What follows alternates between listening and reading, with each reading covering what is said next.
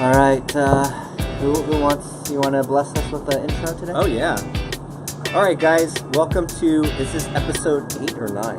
We're on 9 now. Episode 9. This is the most consistent I've been on anything outside of my company for a really long time to make it to 9. Oh man. So this is the milestone episode for Seibo Shen. Yes. I usually get bored by 3 or 4. So this has definitely kept my interest, and hopefully it's not just because I like hearing myself talk. I think it is because you like hearing yourself talk. I mean, I do watch and edit all the videos, so I do listen to it, and in a weird way, I do enjoy even the editing and rewatching everything that we talked about. Yeah, no, I mean, I actually enjoy listening to your voice. I'm not just tooting his horn because it's our podcast. I'm Brandon Chin, and we're going to talk about, what are we going to talk about today? I think we're going to talk about happiness and how we found happiness. What does that mean? It's in the title of our podcast. Why do we keep saying happy Asian males? Especially why do we say that? We're going to go into that. Bringing to light how mistreated Asian males have been in this society. And, oh, man. There's the Angry Asian Male blog, which I feel like my Facebook feed is quickly turning into, but yeah, the comments is insane on like some of your posts. Yeah, I mean, for me, I really, as we were discussing earlier, I guess I do like to stir the pot a little, but not for the sake of stirring the pot, but because I want discourse about certain topics that haven't been discussed. But what's funny is to be called like an outright racist, or to be saying like I'm overly infatuated with like you're race obsessed. Somebody called you race obsessed. Yes. In one of the thread we're referring to, we'll link in the video. But what was it? It was the Filipina girl who kind of dissed on Asian guys that that hit an Asian guy that hit on her, and her being a Filipino American or Filipino Australian, and essentially she basically said that the Asian guy hit on me. Hashtag shaking my head. SMH. It was just something so ridiculous. Like we're all because we have these certain features, we're not allowed to express our desire or interest in a romantic encounter. That's basically the underlying. It's like you have these features, you're not allowed to do X, Y, and Z. Yeah, and maybe... Or what do you think you're doing? Yeah, and maybe it's not so explicit like that, but, obviously, as I was reading her tweets, another one was like, if another Asian guy, hits on me, I'm just going to puke on his head. And a lot of it, at least for me, when I read stuff like that, number one is, of course, everyone has preferences. Love is blind. You marry who you want to marry. You date who you want to date. Like, the purpose of that post had nothing to do with that. The purpose of the post had more to do with just, having self-loathing about yourself or your race, and really trying to understand where it comes from. And at least for me, understanding the Filipino culture and how often the Philippines have been colonized, there was a lot of strong pressure from the conquerors to make the indigenous people feel like, the conquerors were superior to them. Yes. Favored the mestizos. Correct. And I have so many Filipino friends that have educated me on this and how their parents would tell them like, try to marry a white person. It's gonna increase your social currency, and if you fall in love with a white person, who cares? I don't care. But it's just more of like, why is there like this parental pressure to choice versus social pressure, right? Choosing one versus, because somebody told you that you're supposed to. Right. To get an advantage. It mostly is for advantage. Correct. And, one of the examples I gave was, I'm definitely not one of those guys that I'm referring to as far as in my video or in my post about folks that are not able to attract white girls. I'm married for like 10 years. Like I'm just, that's part of like ancient history. But for someone like myself, I still experience quite a bit of racism in the cannabis industry, and like it's not overt. Most of it is just implied. But an example I gave is, other people around me will make fun of like Latinos and black people in front of me, and then realize I'm also a person of color, and then immediately apologize. And I think a lot of it has to do with not like I'm the token Asian, but you know, I've assimilated pretty well. I speak English well. You know, like I'm in a predominantly Caucasian-dominated business, but you know, I feel like I'm almost like the model minority CEO for the cannabis industry. You know, like I do what I say. I haven't been complaining too much. You know, it's just like I'm easygoing. So I think sometimes I even just forget, like, Seibo's an Asian guy. He's a person of color. And then they just, you know, speak and say what's on their mind. And honestly, like, I don't think that they're bad people or vindictive people. It's just, like, they're just saying shit that no one ever corrected them, you know? It's like when you make an assumption about somebody and then you ask them, you're like, hey, aren't you of this descent? And they're like, no. And they're like, well, I thought you were. And it's like, that person responds, you just never asked me. And that's the theme that's been coming up, I think, is like, we've just never been asked what our opinions are on things. Yeah. You know, like, we're just kind of the silent observer in the back of the classroom or something, or in the front of the classroom. Yeah. You know what I mean? Yeah. And Gordon brought up something interesting, and Gordon is our buddy that introduced us for any new viewers. And Gordon was saying, you know, he was asking, is this a self-perpetuating stereotype? You know, it is what people see on TV actually the reality of it? You know, not a lot of Asian males do speak up, you know? And, you know, my conclusion is, you know, it's a little bit of both. You know, like what we see on TV makes us less confident, then that forces us to not speak up, which then reinforces the stereotype, which is why I believe this is like breaking the cycle. You know, this is doing something that culturally is typically not what our parents would tell us to do. You know, I think our parents would say this is not saving face for the people who understand Asian culture. This is definitely not saving face. Yes, talking about what is really going on behind the scenes in our life. Yeah, so the typical, like, if I told my dad, like, work sucked, I'm angry at work, you know, should I go talk to my boss? You know, his advice would be, no, just show him through hard work that you outwork everybody else. You know, and I believe that that's a very noble, honorable way to live life and to kind of show your worth. But the fact of the matter is, I mean, you know, just look at who we elected for president. You know, like if you look at qualifications versus, you know, how he presented himself, like, you will see that there is a lot of power for being vocal and for speaking with a confident voice too.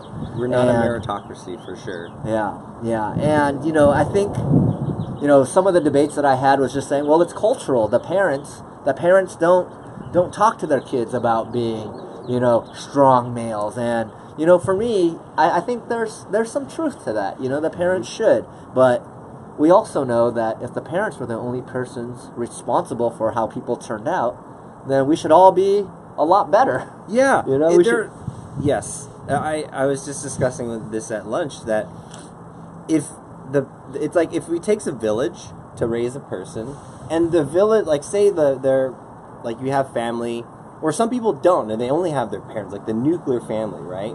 Then other sources of information, like media, are going to take the place of what an uncle or aunt or cousin would do. There you go. Right? So we have to study who these surrogate aunts and uncle information sources are, and a lot of times they are not always well-intentioned. You know, or they're just perpetuated. They're not questioned. I don't think this is a I think malicious. not questioned is It's like not malicious. It's not evil, conspiracy. It just goes unchecked. And what we're doing is we're stopping it. Like, whoa. Let's check what's really going on and look at the results that are coming from these messages. Yep. Right? Yeah. And I think that is what the goal of this is. Like, if these messages are stopping us from being happy, shouldn't we examine or at least suspend our belief for a little bit? Absolutely. And I think being able to question these things, I mean, I think growing up, your parents are your role models, so you kind of don't question. Or maybe you do, but, yeah, I mean, just these things, it's I don't know if I told this story already, but my friend who's an attorney at Google was discussing with his mother-in-law the whole United Airlines debacle. Oh, he was? And she said, he's like, Dr. Dao is going to make a lot of money off of this. And he's like, yeah, of course he is. And then she's like, you know why? And he's like, why? It's like, well, because he hired a white attorney. And then he goes, well, there's plenty of good attorneys of all other ethnicities. You know, and he was basically like just clarifying, like, did you just tell your son-in-law, an Asian attorney, that white attorneys are better? You know, which obviously I don't think any attorney of any race is better. It's just who's the better attorney, right? Who understands their function as a law practitioner. Yes. Or like someone who understands the law. But that's how deep it is, you know, deep in Asian culture where, you know, someone's mother-in-law told their son-in-law that, thinking... Get a white lawyer so you can have success. Jesus. I mean, it totally, like, when he told me that, I could tell he was bothered, but he was just trying to, you know, save face in front of me. I was just like, whatever, not throw up those red flags. You know, yeah. Some people, like, you just can't have those discussions with to change their mind. They're not up for changing their mind. But we have to study what that information that they're spewing out, that cultural knowledge, that's embedded in her head. Yeah. That's what she actually believes. We can't, you know, and the easy thing is to get upset and try to convince her, like, no, you're wrong. But instead, let's look at where these messages are coming from. Yes. You know, like, going back to what we were talking about the loudest, our American culture supports the Napoleon Hill version of extroversion, right? Like, win friends and influence people. It's not about your character. Teddy Roosevelt talked a lot about the virtues of character, but that is a different era where he talked about grit being like a characteristic. Now you can fake grit by like looking like you're working hard or doing hard things by capturing moments like on social media, where you can get a reputation for being a specific thing. And usually who's the loudest and who's the most vocal gets into people's awareness.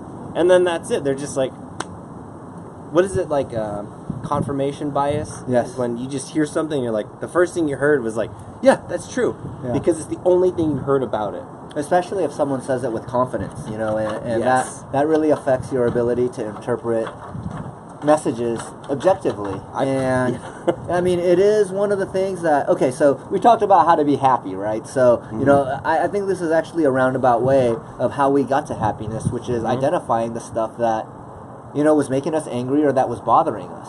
Yeah. You know? Okay. Yeah, that's a good way to steer this, because, I mean, so what's something that made you upset that you were like, let me address this and change this? So, let's just bring it back to my current life, you know, like what I was explaining to you. I'm a CEO that hangs out with a bunch of other white CEOs. I'm typically, you know, there might be another person of color CEO, but typically I'm the only other person of color there. And when I first started hearing them just kind of make these offhanded comments, you know, like I said, you know, these people, they're nice people. You know, I just think they're cracking jokes the same way, like, you know, we might crack jokes in private, except, you know, they're going one step further and, you know, just making them racial, which, like I said, the intent wasn't like, it was just more like, hey, I'm going to say this thing to make you laugh, as opposed to like, you know, that beaner, or, you know, don't let that chink in the door. You know, it was just more like, hey, look at that guy, the Mexican guy doing gardening. Ah, yeah, of course, you know, that's all they do. Oh, you know, that's like such a slippery slope, yeah, right? Yeah, so just kind of, you know, like, things like that, you know, and I don't really want to go into too many specifics because, that's not the point. Yeah. That's not the point. So, essentially, you know, especially early on when I started hanging out with them, you know, it's important, you know, networking is important. So, you know, there was a part of me that was like, all right, well, what I really want to say is shut the fuck up. But I'm meeting a lot of these people for the very first time. You know, maybe let's be a little bit more diplomatic, you know. And then the more I bit my tongue, the more I started reverting to angry Seibo, you know, the teenage version of Seibo. And, you know, what I realized was the more I bottled stuff up, it was just like, you know, I was like regressing, you know, by bottling stuff up. Yeah. So I just had to remind myself, like, all right, I'm here with a bunch of white dudes. They're saying some pretty bad shit. How do I how do I let them know it bothers me without seeming like, a snowflake, right? Yeah. So, and ultimately, I mean, it's, well, the conclusion I came to was there isn't a right way to tell them. You just tell them. You just tell them it bothers you. Like, hey, dude, that bothers get me. it off my chest. And once I got it off my chest, like, it doesn't happen as much, and I'm much happier, and by internalizing it and just trying to be like, all right, just fit in with these guys again. It was like back to high school, right? It's like, just try to fit in with these guys, except now it's at a higher level, and that's when I started realizing, like, especially for a lot of people watching, is you guys are going to make a lot of, strides and gains in your life, but, there are going to be times when you go backwards too, and, it's really important to remember these lessons and recognize, like, once I was able to recognize, okay, by internalizing this is just, really frustrating me, and I'd come home, and if my kid was, like, not listening to me, I'd take it out on, it's just, it started expressing in different areas, and I was like, I'm not even angry right now, why am I, like, so short-tempered? And I just realized it was because I was censoring myself, and that's why I was telling Gordon, like, if you want to say something, just fucking say it. Don't think, like, for 20 minutes, like, how am I going to type this out as to not offend someone, because, quite honestly, like, anything you say will offend someone. It's going to hurt and disappoint somebody out there. Yeah, so just, say what's on your mind, and, I feel like if you use just some tact and some diplomacy, then, you might, it'll be okay. The person might get defensive, that's normal, but if you just keep it like, I'm not making this a personal issue, this is just what I experienced and what I saw, and that's what I want to call out, then, I found, my life's just gotten so much easier by addressing these things. And speaking only on your behalf, like, hey, I just feel this way about this, and it, not making it like, hey, you caused this feeling in me. It's just like, hey, this is just how I feel about what's being talked about. Yes. No one has to do anything about it. You don't have to, like, coddle me. You don't have to make me happy by changing your beliefs. Right. But that's your speaking your own piece and letting people know, because sometimes you do have to say that it's not cool. Yeah. Or, yes, I think that is a good idea, and saying that out loud too. Yeah, and feel okay about it in front of people who, like, even if you want them to like you, and in a weird way, I feel like they like me more because they know, like, I speak my mind, Yes, you give an honest answer even in the face of tension. Yeah, like, they just know where I stand, they're not wondering, like, how does Seibo feel about this, because, that brings up something too, like like that I wrote about in my erotic film school essay. I don't want no trouble. Where does that come from? That is a predominantly, like, like, that's comes from Asian people. I don't want any trouble. Yeah. Where does that come from? And I think that actually plays into a lot of people's behavior. Like, oh, don't make a ruckus. Don't be that person who is the nail that sticks out gets hammered. Yep. But then that's what's valued in this culture, which makes it hard, because you're taught exactly to not do that, but you're, like, taught, okay, but you have to be successful. So you almost have this kind of, like, dual personality and it's like, which one do you choose? It's the one that feels right to you in that moment. I think it's that duality that makes it really tough for people to understand what Asian males are going through, and it's always funny because the most hate I get are always from, like, people that already live, like, kind of like an alpha male type lifestyle, or kind of like the dominant of their circle, and I'm always like, well, if you guys were the dominant, then of course this doesn't resonate with you, because you're used to being the dominant, but if you were able to experience this from the non-dominant side, you'd realize, like, how much it sucks to feel like, the least desirable, or the wimpiest, or the nerdiest, or you get invited over to the girl's house because she just wants you to do her homework for you. It's just. I want to actually go back to that as my answer to the question. How did I kind of what did I have to undo to become happy? Yes. And accept that social skills were literally a skill. That, I'm very, like, well-spoken and, outgoing and what would seem to be confident, but I was not always that way. Like, coming out of high school and college, I'd always had the same group of friends, and we go through our school just being friends with the same people. Yep. We don't learn how to break outside of groups, and I realized that I didn't have that skill to break out of other, and it was really hard. And okay, so when I was like 23, hold on, let me just see what's going on. Hey, babe. You want anything on Taco Bell? No, I'm good. We're actually just recording a podcast, so.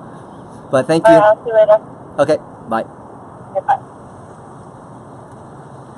All right, I hope you guys didn't hear that because my wife was asking me if I wanted some Taco Bell. Of course I don't eat that stuff. Come on. I love Taco Bell.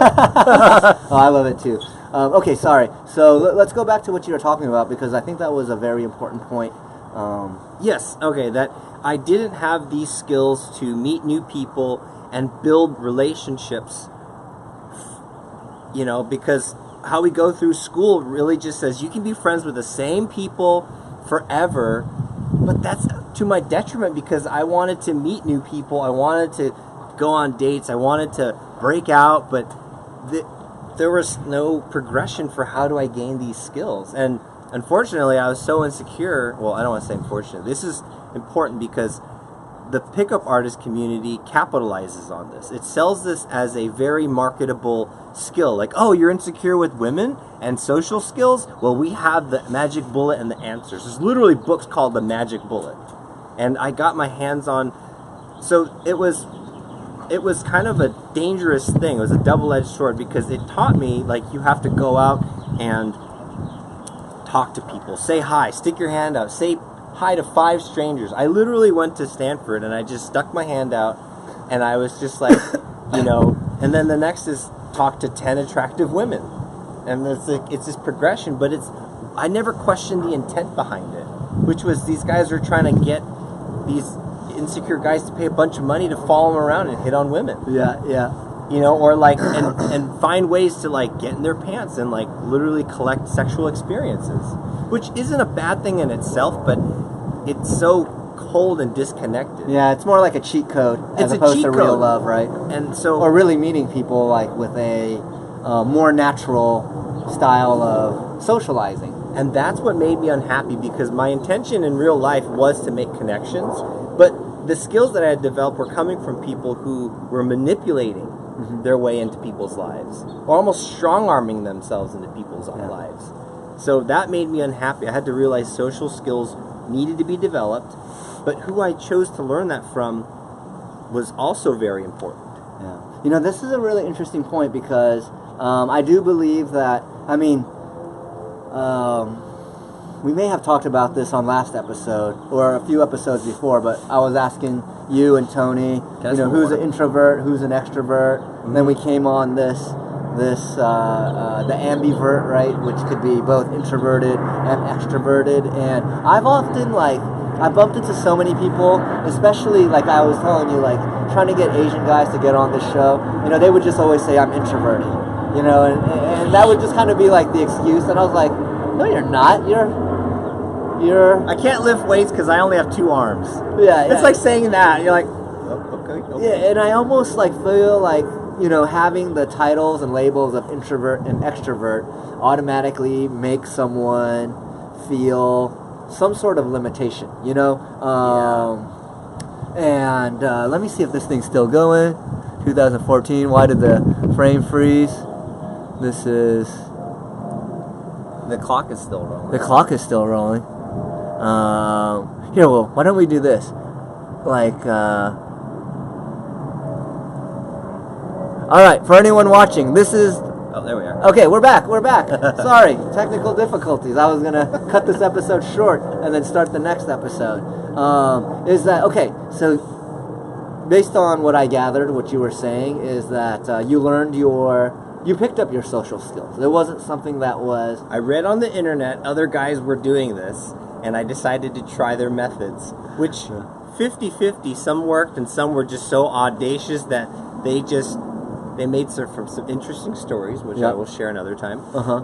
But some of it was like learning to lift weights from a guy who does a lot of steroids, and yeah, he got there, but how did he get there? Right. Is the question.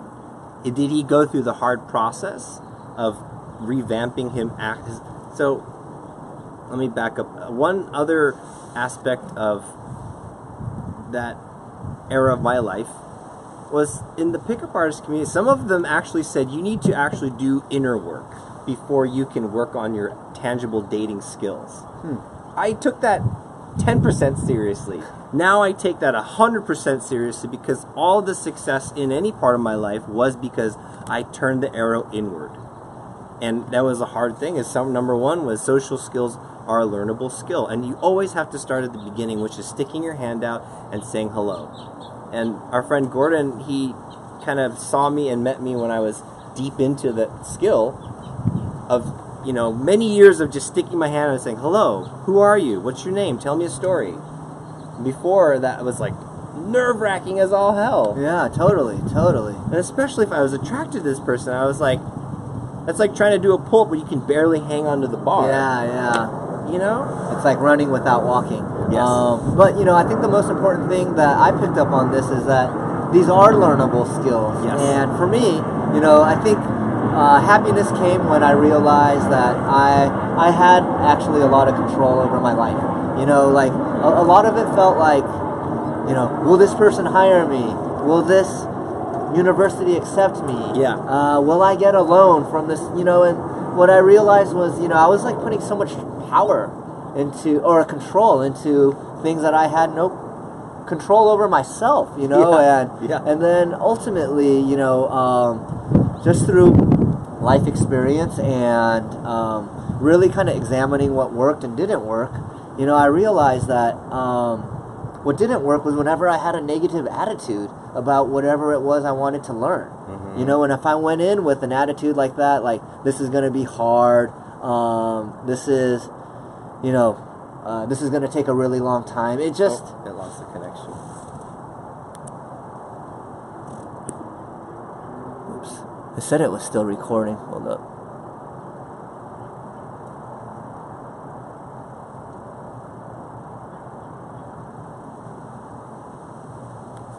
The interesting thing is, it's been recording this whole time.